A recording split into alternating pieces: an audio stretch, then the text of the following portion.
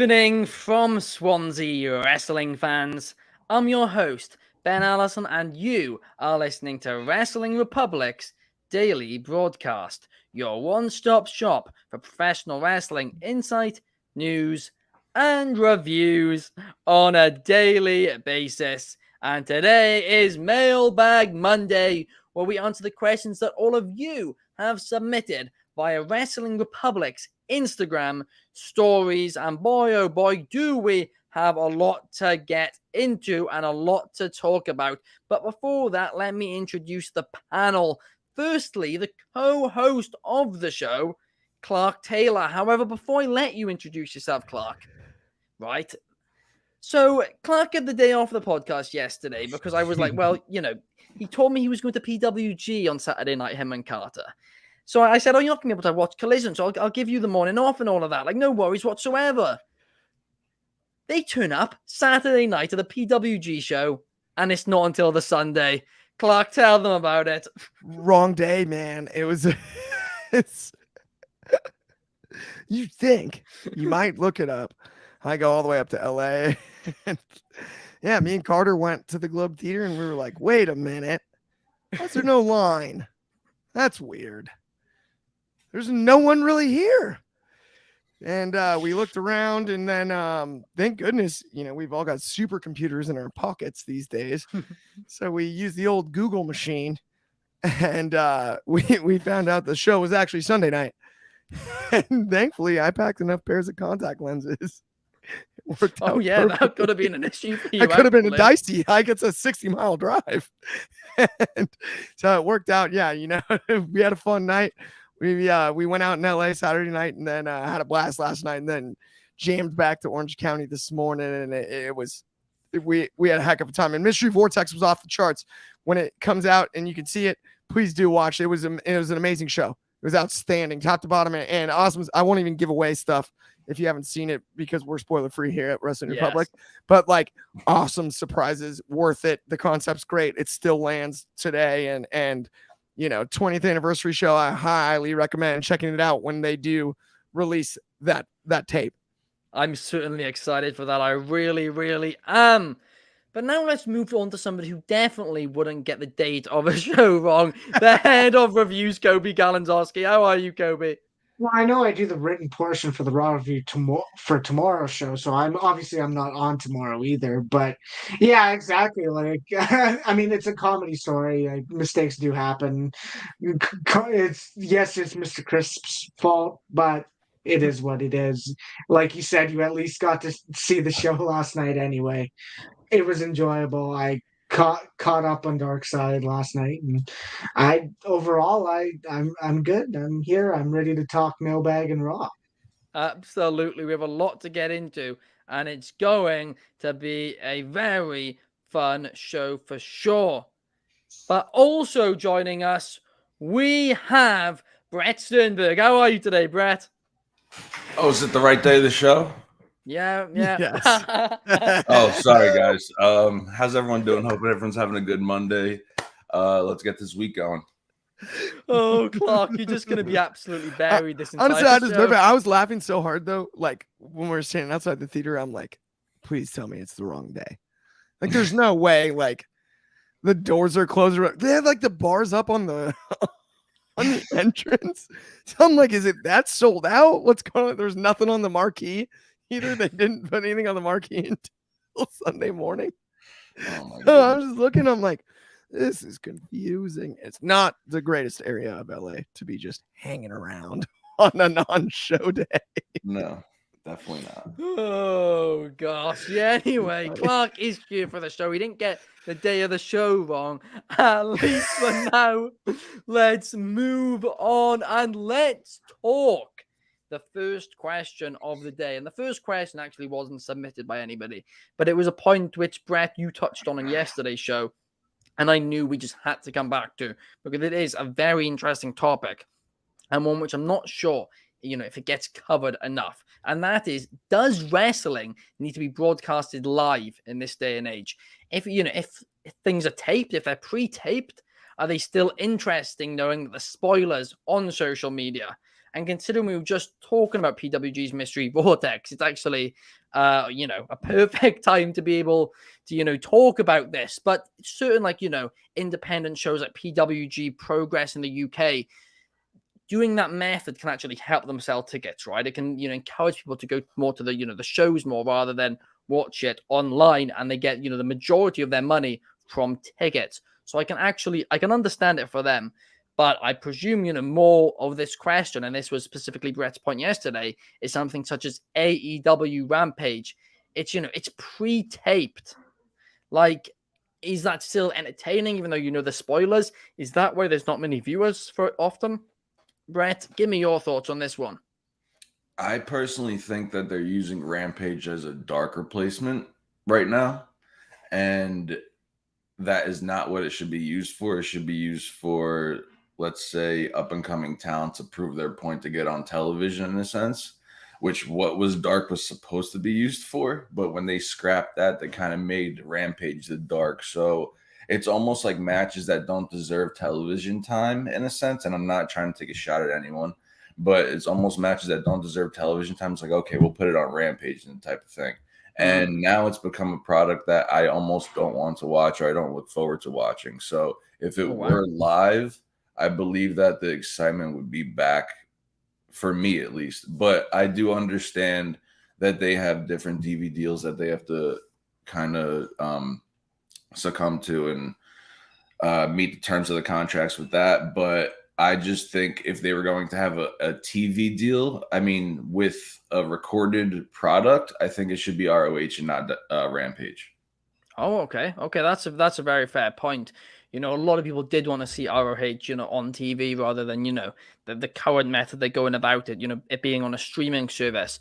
So that is a good point in itself. But again, I mean, we don't know the views for Ring of Honor, but I'm not seeing that many people, talking about it anymore, apart from the pay-per-views. Maybe if Ring of Honor was live, would it have, more attention brought to it as well? But then, of course, there's all logistics to it and all of that. But Clark, I often talk to you, I've spoken about this a lot in the past, that me and Clark often go back and watch stuff from, the Monday Night Wars era, because, of course, I wasn't even alive at the time, right? So now I'm going back and watching that. And I actually started on, I think it was the first live Nitro. That's where I started watching it from. So, Clark, you saw it from, when it was all taped to when wrestling went live. And then when WWE followed, WCW went live as well. What do you think about this? Do you think in this day and age, wrestling shows need to be live for them to, have any real value? This is one of my favorite subjects we've ever discussed on the show, by far. It's awesome. I think the answer is somewhere in the middle. It really, really, really depends on how quality the booking is, and from an entertainment standpoint, how entertaining the show is. If it's taped, but it's great, people will watch. Yeah. If it's live, that's great too. Better probably at times, right? I think it comes down to booking arenas. So selling out a live, for example, All Out Weekend 2022 and 2021, they ran a specific Rampage taping at Now Arena Friday night. I went to both of those, right?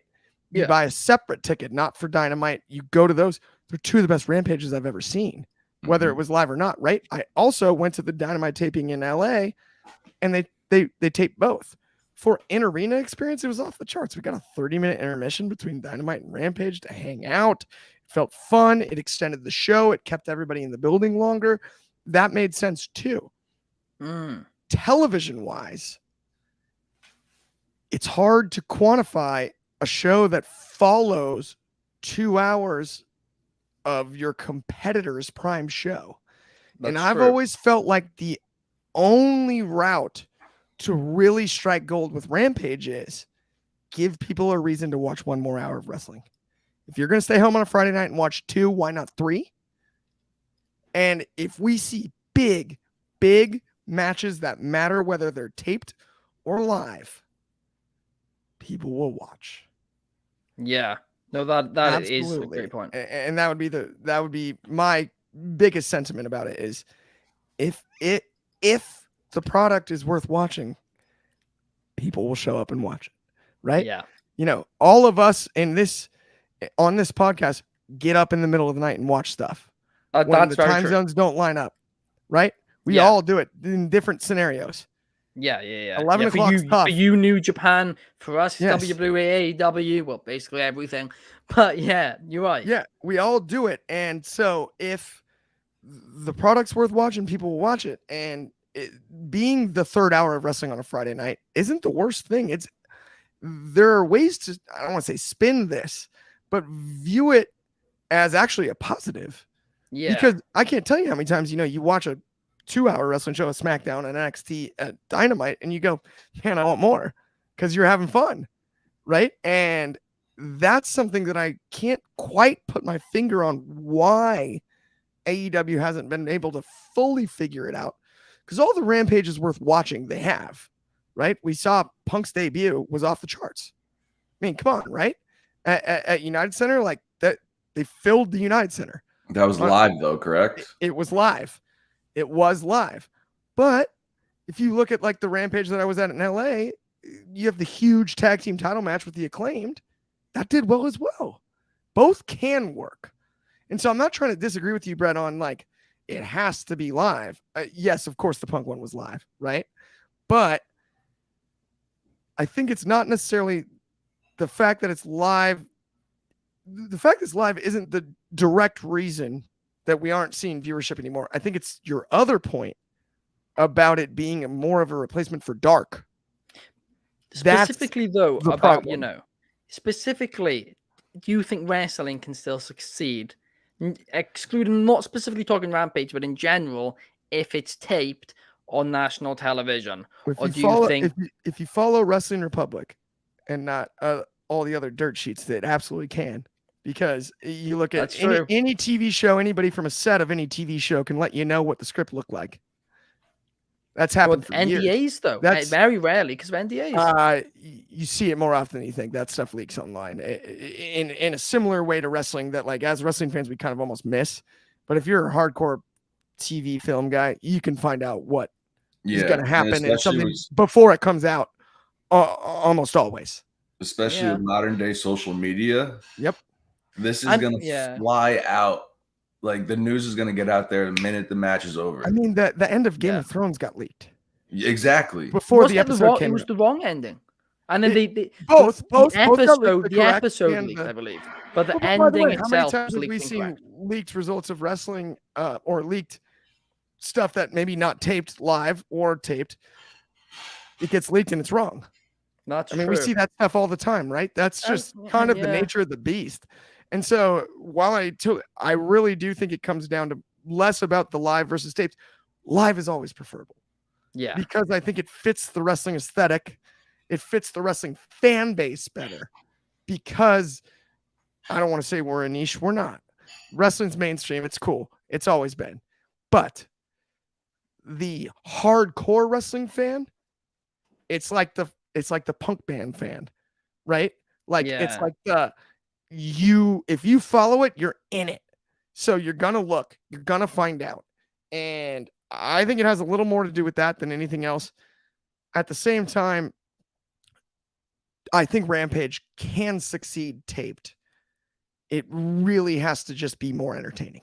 Yes. No, I will agree with you there, but we've got a couple of comments real quick. Firstly, we've got Crisp Imaging, otherwise known as Mr. Carter Crisp, otherwise known as the one whose fault it was. Well, I say this, Clark, I'm still also blaming you for this one, but whose fault it was that you guys went to PWG the wrong day. Come on. I still can't get my head around that. But anyway, Carter is saying Excalibur and Super Dragon, no. The best way to watch wrestling is on a DVD. Shout out to PWG. And I think a lot of people will agree with that, especially nowadays where, stuff can get uploaded to a network, but it could be edited. It could be taken down at a later date. DVDs, if you have it, you have it. Also, as much as we've made fun of Carter, monster shout out, though, by the way, for hosting me this weekend, organizing all the getting into the show, having me at the house. I mean, he was paying for food. Like, Carter's the man. So, we did make a mistake Saturday night, but at the end of the day, let's make sure and shout like thank you. Like don't worry, you're Carter. a legend. I'll blame. I'll pretend it's all Clark's fault. Don't It's worry. my fault now. Yeah, I'll I'll put it take on the Clark. blame. Actually, We've also got a comment from Mark76 who's saying on the West Coast, Rampage is before SmackDown, and we have to watch SmackDown hours after it's already happened. Well, that's no fun Mark. at all. I will say that actually definitely depends on your cable provider. So, for example, I use Sling TV. Shout out Sling to watch the East Coast feed of all of the shows so that I can see them kind of on time as they are live. So SmackDown, Raw, that includes Dynamite as well, and that's 3 hours earlier. If I go downstairs, however, and I don't use my computer, I have Cox Cable. Shout out Cox Cable. They show it on the West Coast feed. 8 to 10 is SmackDown, and at 10 o'clock is Rampage is 10 to 11. Yeah. So it depends on which feed you're getting it. Yes, they do show it 3 hours earlier and it's an hour before on some cable platforms on the West Coast. On most, it's going to be the late night time. So basically, just get Sling TV. That's what Clark is saying. Sling's a good one, TV, yeah. Please sponsor us or something. Sponsor us, Sling. We love you. I don't know if they do sponsoring, but yeah, give us a call. But Coby, what is your thoughts on this? Do you think wrestling needs to be broadcast live in order to compete with the amount of wrestling in this day and age? I think that's the thing. It's a loaded question, and there is another modern example that was failed to be mentioned. And like, yes, we're talking a lot about the Rampages being taped, and yes, they were early. Like we said, Punk's debut was live. There's often the live Rampage that they do, but at the end of the day, it's a taped product. Recently, within the last few years, there has been a few weeks where NXT does like a tape in advance or Yeah. a thing, and the spoilers are out there. I don't want to necessarily think it's based on the product, but live also kind of takes that extra step. When it's taped, it's like, okay, that mystique is gone in that way. Like Clark said, we want the business, we want wrestling to be live because then it's actively happening. But that's the thing. A lot of people in general, whether you're across the world, whether you work nights, whether you DVR something and skim through it, people watch it after it's live as well. And I think that's almost a factor that it exists, but we really didn't talk about. It's a factor that already happens, and it's not gonna change. Everyone's never gonna watch something live and then not watch it again. There's people who will rewatch it. There'll be people who have a DVR and will watch it in the morning or what, all that. All that scenarios. So I don't necessarily know if it needs to be live, but I think we can all collectively agree and put our foot down and say it's much more enjoyable live than tape. Yeah. No, I absolutely agree with you there, Coby. And you made a great point. A lot of people, aren't able to watch the shows live, on a weekly basis. So yeah, that's a great perspective as well. And Mott76 also has a great perspective and is saying the Cruiserweight Classic was beloved. And except for the last episode, it was all taped. So that's a good point. It was all well. Mark, I would say. All taped. Oh, sorry. Mark, I would just say I hear where you're coming from. I feel like that's a very small portion of the fan base.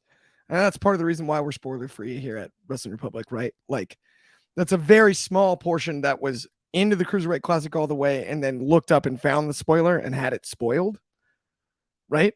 That's why it's called a spoiler. It's implied there, right? That sucks the fun out of it in a way. And I wouldn't knock it necessarily for being taped because I personally enjoyed the Cruiserweight. I didn't look up the winner, and when I watched it, like live or taped, it was high quality wrestling, high quality production. Yeah. And it was exciting at the end of the day. And so, for me, I think that comes down more to the portion of the fan base that looks it up Yes, no, absolutely. I'll agree with that then. Yeah, just to clarify, the final episode was live, so the final. I remember that was I personally did love it. I really did. But yes, in terms of the casual fan, did that affect them?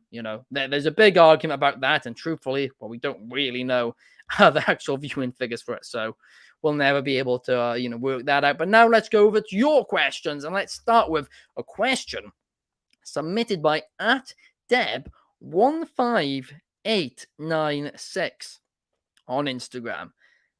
And that's the first of a few very difficult names to say on air today. But shout out Deb. And they are asking, is Jade Cargill overrated? My perspective on it is absolutely not. I actually think she's underrated, if anything, and I will tell you why. When she came into that company, she was pushed from the start, and yes, she was admittedly quite green at times. She was, no denying it. However, she learned, and she learned fast. And by the end of her run as TBS champion, I actually don't think she got the appreciation in ring that she actually deserved. She impressed me a lot. She looks like a star on the mic. She's a star. She has the presence of a star, something that you can't teach. And in ring, she was good. She got a lot better, and I'd say, she was up there on the women's roster by the end of her run. But Clark, I know you're a big Jade Cargill fan, so what do you have to say about this? Monster shout out, Deb, and I apologize here. I'm not trying to offend you on this, but the answer is no. And my reaction when I saw the question was, huh? Overrated? She's not even properly rated. She's underrated. We call WWE wrestlers superstars. She's a superstar. And I don't mean that as in the WWE. She's a superstar. You don't see athletes like Jade Cargill put the work in to become the performer that she has inside of the ring as quickly as she does. This is once in a blue moon. Generational talent we talk about all the time, it's once in a blue moon. This isn't something you can hardly quantify how good Jade truly is. She is the best women's wrestler in AEW by far, top to bottom. Wow. Big statement there, Clark. That is a big statement indeed. I mean, in terms of feeling like a star, I'd agree with you. I absolutely would. In terms of in-ring, I think there's a few others who were probably a bit better. But Jade, she learned so fast. She really did. And I personally can't say how she's overrated in any way. I understand it. She was given that big push, that big winning streak. But it's not like it was with the world title either. It was with, the TV championship, the mid-card championship, if that. So I don't get that at all. But I'm hoping we see Jade Cargill back very, very soon. But now let's move on to the next question by another name, which is just really difficult to pronounce, but by @NS039334. I mean, these are more like phone numbers than usernames, but like, shout out to you as well. 039 3364. Like, shout out to you as well. Thank you for watching, and thank you for submitting a question. And their question is, who will defeat Gunther? Ooh, a very, very interesting one. Coby, give me your thoughts on it. I mean, all I need is an area code and then I can call it, but it's 7 numbers. I need 3 more for an area code. At the end of the day, I think we were talking about this a few months ago, and I don't want to say like I was betting on it and I called this program, but I did. I said Chad Gable is one of the most underrated guys on the WWE roster. He's someone who understands the business, and that you need to get. And I don't want to say you need to get catchphrases over, but you need to show personality. You can't just be the greatest wrestler in the ring. You can't just be a talented athlete. You have to be able to entertain the fans. And Alpha Academy in general has done that for the last almost 2 year and a half with their feud with RK Bro and with this rejuvenated face run. Gable deserves his flowers for getting shoosh over. At the end of the day, I don't necessarily think Chad Gable is the one to defeat Gunther. I don't know if WWE even know who they're going to have beat Gunther.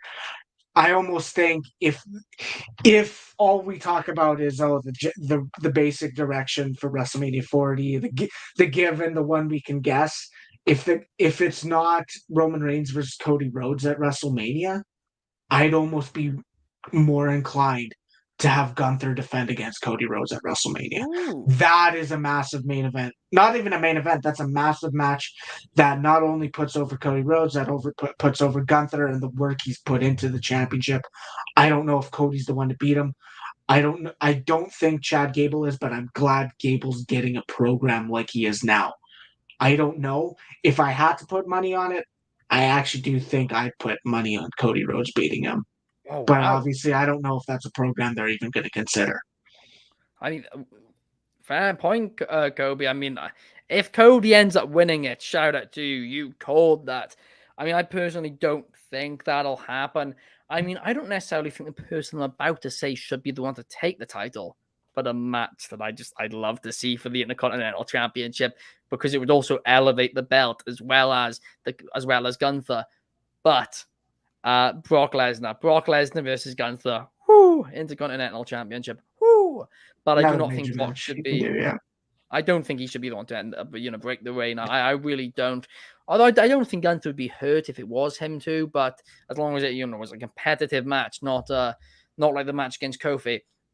But I still think that would be a fun match as well.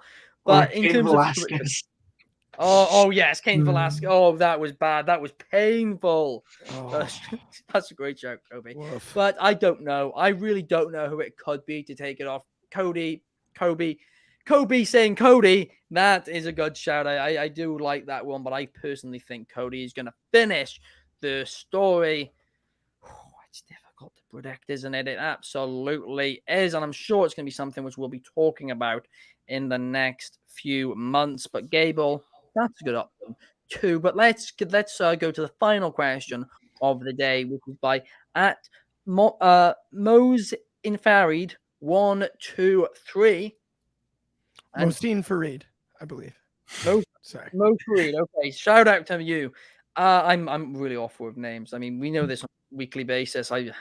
Out of anybody who could host Mailbag Monday, I'm probably the worst at it. But anyway, now let's get to your question, Mo. And they are asking, why have people lost interest in Mr. A-Town Down, Austin Theory? And this was, something which we spoke about on Friday's episode of the show. Clark was adamant. He just completely buried Austin Theory. He said he needs to drop the title ASAP, ideally tonight. Well, he did drop it. Rey Mysterio won it. So we're out of that situation now. The situation now should be, the angle which we should now be looking at it from is, how can we, make people care about Austin Theory? And to do that, we need to be asking the exact question you have asked, Mo, and that is, why did people lose interest in Austin Theory? So, Bret, let me know, what do you think is the reason why? Well, I can tell you that the beginning of Austin's professional career on television, not NXT, I'm talking about Raw and SmackDown of sorts, I feel like he was not him. Vince McMahon was shoving him down our throats. So I somewhat agree with Clark that I didn't really see anything in Austin Theory besides that he has a good type of figure character about him, in a sense. Like, he's okay on the mic. I don't think he's amazing on the mic.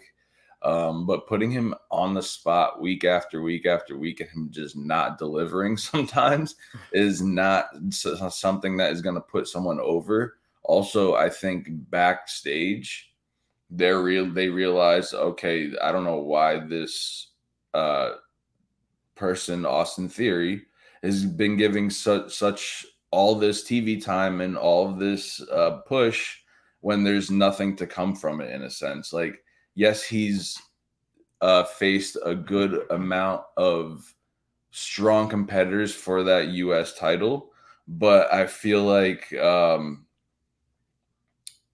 they didn't do the job with him. It doesn't make him look stronger as a character. If anything, it makes him look like more like all he does is just run away from issues that he starts.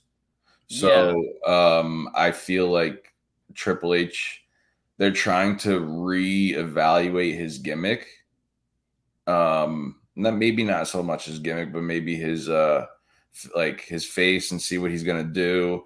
But I do think that he was shoved down our throats way too soon, and now it's just repetitiveness over and over again, and people are losing the fire that was underneath him at first, which was ignited by Vince McMahon, which is he's no longer a puppet player anymore. So yeah, no, I mean you did make some very interesting points there. And I especially, liked what you said about, he did have a lot of defenses, with that United States Championship. He was the United States Champion for over 200 days. I mean, the guy defeated John Cena at WrestleMania, but he kind of came out of that feud looking worse because of how badly Cena buried him. And that was kind of the common theme throughout a lot of these feuds. He came out looking, very weak, despite the fact he still had the belt. And that's almost impressive. In the worst way. I mean, I do think Theory has potential. I really do. He's very young. He's learned fast. I think he's actually wise beyond his years in many ways. I think wrestling fans are just way too harsh on him at times, but the current gimmick isn't working. 100% it's not. They need to go back to the drawing board and give him a new gimmick.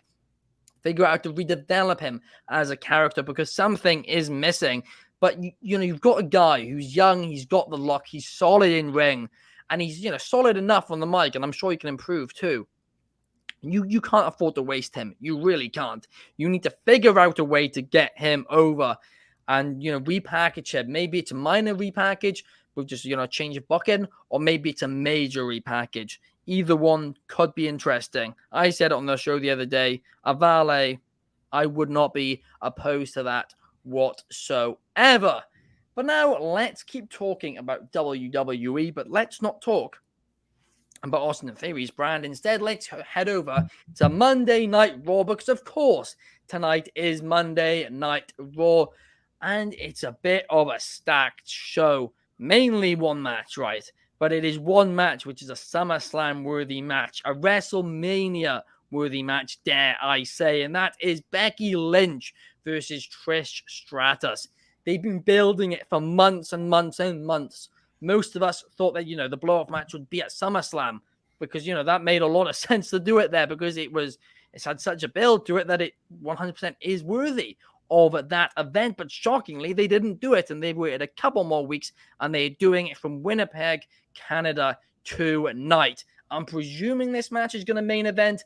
I'd be quite frustrated if it didn't main event. I'd also be quite frustrated if it doesn't get a lot of time because, come on, guys, this match is bigger than Monday Night Raw. So if it's going to be on Monday Night Raw, it should be the major attraction. The show should be built around it. They should open up with a segment somewhat related to it. Maybe Becky coming up one more time, one final promo saying, tonight is the night that I finish it. I finish my story.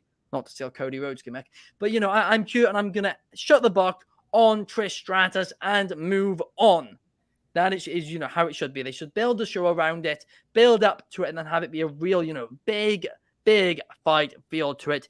Notably, Zoe Stark is banned from ringside, potentially, and I reckon it could well be Trish Stratus' last match. It's in Canada after all. So I am predicting a Becky Lynch win there. Also on the show, Shinsuke Nakamura is going to explain why he blindsided Seth Rollins. But let's stick to Becky and Trish. And like I said, today's show is in Canada. So who better to go to first than our resident Canadian, Coby? What's your thoughts heading into this one? I mean, my thoughts are quite similar. I mean, we talk about how this match has been built, and it's been one of the lengthy programs on television, aside from the Bloodline, and aside from the Judgment Day keeping their fingers into Sami Zayn and co business. At the end of the day, I'm excited for this match because they got at Night of Champions. It took a bit. It took a little bit to get used to each other in the ring, but by the end of it, they were they were the professionals that they are. They can work together. They were working well together. By the end of it, of course, you had the Zoe Stark interference. Now she's banned from ringside. At the end of the day, my biggest question, like you said, is this very well could be Trish Stratus's last match. I want to know what's next, because if Becky wins and Trish just fades away, what do you do with Zoe Stark? If Trish wins and it's her last match, well, who does Becky redeem herself against? We also have the thing that you didn't mention is Shayna Baszler kind of making it apparent that she wants not revenge, but she wants to have her revenge against Becky Lynch. Or the man has put out the invitation. They're like, "Well, I'm always here. You can come find me." Does Shayna turn heel? I mean, I hope not, because they kind of really have a lot of. They did put an injection into Shayna's popularity by giving her the Ronda Rousey rub and having her send out Ronda Rousey. We had thank you Shayna chance last week. I don't want that to be the result. I don't think it's the result of we're just going to see Shayna Baszler turn heel and be the reason Becky loses. But at the end of the day, I don't know where they go with this, and that's kind of the exciting part, because we know, and this is extremely long term, we know probably next year's WrestleMania is going to be Becky Lynch and Rhea Ripley, but we have a long time until then, and it's not a big roster, and you're going to have to extend a lot of things, and you're going to have to keep them away from each other for quite a while. So only time will tell how things play out. Yeah, no, absolutely, Coby. Those are some great points, which you made there. What is next for Zoe Stark coming? Following this, that's gonna be something which is interesting. And you're not gonna want her to get lost in the shuffle. You want to make sure that she probably got the rub from Trish. And I mean, maybe you're right. Maybe Shayna will cost Becky the win today. And then maybe they'll do Becky, Shayna from here. And then perhaps they'll do Zoe Stark versus Trish Stratus. And that'll be Trish's final match. That could be interesting for sure. Bret, what about you? What do you think will be happening in this big, what I imagine will be the main event of Monday Night Raw this evening? I believe that Becky's going to win, obviously, but I also am going to start off by saying this. I don't believe Becky needed this feud whatsoever. I think she was on top of the world already. And Trish coming into it, because I was there. I was live when Lita came out. So I personally believe that it's almost somewhat of a distraction. They can't come up with something for Becky in a sense. But at the same time, I do understand it. But I just think Becky did not need this whatsoever. I think if anyone needed it, it would have been a Zoe Stark. So have Trish be the manager for Zoe Stark coming up, and then Zoe turn on her, or the complete opposite, and then do a push that way. But I just think that Becky doing this it's good for viewership and people from the past that are looking into, Trish Stratus is back on TV. But I just don't believe it adds any real value for me to Becky to improve in a sense whatsoever. I think it's just more of a farewell to Trish. Yeah. Okay. No, that's a very, very fair point. And if this is her, her last match, did Zoe get the rub which she could have gotten? That would be an interesting perspective as well. But at the start of this feud, I wasn't really a fan of it. I wasn't a fan of a lot of the segments which were happening. But as it went along, I actually preferred it more, and it did grow on me. But somebody who I know, of course, was a big fan about it, because if you watch the Raw reviews every Tuesday, you know that, me and him disagreed on it for a little while. That man is Clark Taylor. Clark, are you now excited for this big blow-off match? I'm stoked, and I also don't think it's the blow-off match. Oh, okay. I hate to be that guy. Here's what I'm going to say. It was very obvious to us, it felt like, once the match was moved to Raw and not on SummerSlam, that this would be Trish's last match. I believe this is Trish's last match in Canada. Oh, okay. And this is a high-pressure spot tonight. They're going to set us up for a Hall of Fame-esque send-off. Whether it's her and Becky, whether it's her and Zoe, whether it's her and Shayna, we've named all of the names that could possibly be, but we are going to set her up for a Hall of Fame, one of the best to ever do it, send-offs at a pay-per-view. This one will be special, and I just hope it's given the proper amount of time, because I do believe this will be the last time we see Trish in Canada.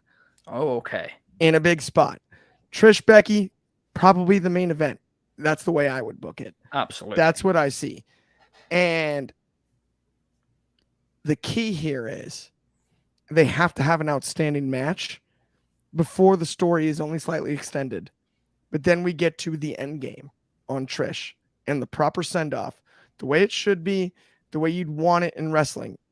And she'll go out putting someone over, as all of the great legends pretty much do, as best they can. We saw Austin do it for The Rock. We've seen it happen over and over. That part of it, while it hasn't been what I think it could be, Becky and Trish, that's where I think it can become something that's totally worth it, because we won't forget Trish Stratus retiring if she goes out clean against Becky Lynch on a pay-per-view. Yeah. And it can be the proper springboard for Becky Ripley. Yeah. Which is what we want to see. Why, Bret, I agree. This hasn't been the tightest story ever told. Right? I totally agree with that.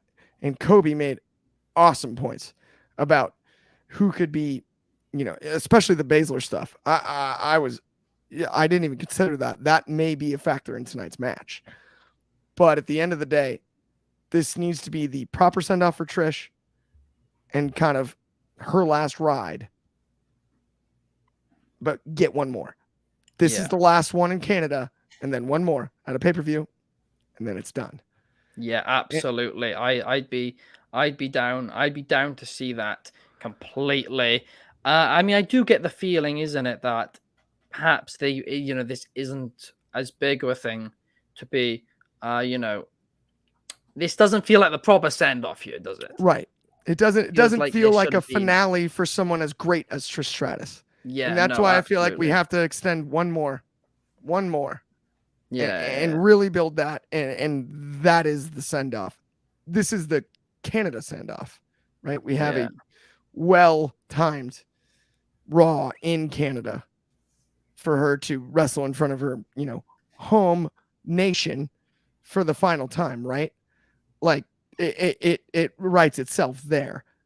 It doesn't necessarily have to be a clean finish. It just has to be a quality match, I believe, in front of that crowd, because the crowd will be hot for Trish. She still is that great and always has been. Absolutely. She is. She's a legend, in the game. There's some to be desired, I think, with the storyline too, right? I'm not even disagreeing with the points about that, right? I agree on. Becky Lynch is so big, but on paper, it's one of those things where if you were going to write a send-off for Trish, wouldn't it be with somebody as great as Becky Lynch, right? And not necessarily just making someone else like it, right? As much as Austin, yes, put The Rock over in his final big one, The Rock was already big. Right, it was their third Mania headlining match, and there is something to that as well. And you know it because we've all heard the story about The Rock, leaning down and saying "I love you" after the match. Like, he appreciated that as much as anyone. And I don't want to say this is the same thing at all. It's not quite, because the story hasn't been told the same way. Right, we're not chomping at the bit for Becky Trish 2, right? But there is a way to salvage it. It's set up to go in the right direction and give Trish her proper send-off at a pay-per-view, as well as one last shot in front of a hot crowd in her home country of Canada. Absolutely. It's going to be a fun one. And of course, a few weeks ago, Drizzy, he did compare it to that, that Rock Hogan match. And I don't, it's not going to be that level, unfortunately. Maybe if it was on a bigger stage, it could have been with a better build, but it's not there yet. But still, I'm going to be very excited for this match tonight. I think it's going to be, a certified banger, as I like to say, a banger of a bout. But we're going to have to wait and see tonight on Monday Night Raw. But thank you guys so much for listening to the show. We'll be back tomorrow at 8 p.m. UK, 3 p.m. Eastern and 12 p.m. Pacific for the Raw review with me, Chaos, and David Sheldon. But thank you to Clark, Bret, and Coby for joining me here today. It's been a great, great show. Make sure, guys, if you're on YouTube, you hit like and subscribe. If you're on Twitch, a follow. And if you are on audio only on Spotify, a cheeky 5-star does mean a lot. Thank you guys so much. We will see you tomorrow. Enjoy.